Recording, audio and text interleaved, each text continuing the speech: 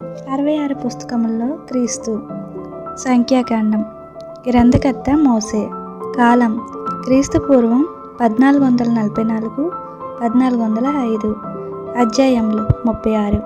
సంఖ్యాకాండం అనగా హెబ్రీ భాషలో అరణ్యంలో నుండి కనుక దీనిని అరణ్యకాండం అని కూడా అనవచ్చును.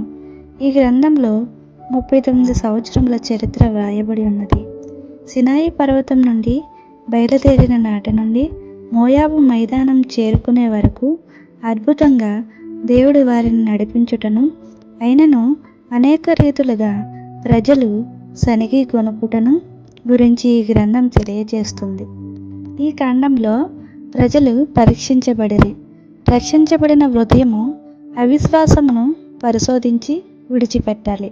ఇందులోని ముఖ్యమైన 3 మాటలు సేవ, సమరము, సాగిపోవుట.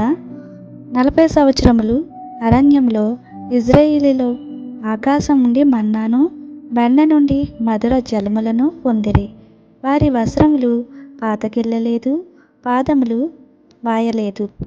ఈ పుస్తకంలో ఇజ్రాయేలీలు 2 సార్లు లెక్కించబడిరి. మొదటి ప్రయాణం ప్రారంభంలోను 1వ అధ్యాయము, రెండవది వారి ప్రయాణపు చివరిలో అనగా 38వ సంవత్సరంలో 26వ అధ్యాయము. మొదటి అధ్యాయంలో ఉన్నవారు 6,03,550 మంది. సంఖ్యాకాండం 1:46. అయితే వీరు 26వ అధ్యాయంలో కనబడరు. వారందరూ అరణ్యములో దేవుణ్ణి శోధించి రాలిపోయిరి. సంఖ్యాకాండం 26:64. అయితే అరణ్యంలో వారికి కలిగిన సంతానము మాత్రం కానాను చేరిరి.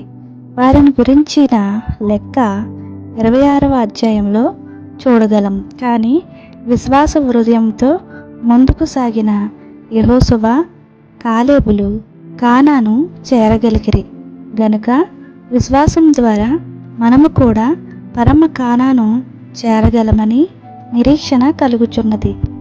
ఈ గ్రంథంలో మోసే చేత ఎత్తబడిన ఇత్తడి సర్పం యేసుప్రభు శిలువకు గుర్తుగా ఉన్నది.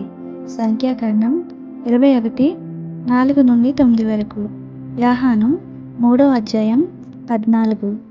ఇజ్రాయేలీల దాహంను తీర్చిన బండ క్రీస్తును సూచించుచున్నది. 1 కొరింథీ 10:4. అనుదినం వారు తినిన మన్నా జీవాహారమైన క్రీస్తును చూపిస్తున్నది. యోహాను 6వ అధ్యాయం 31-33 వరకు. 6 ఆశ్రయపురములు క్రీస్తుకు గుర్తుగా ఉన్నవి. సంఖ్యాకాండం 35:9-15 వరకు.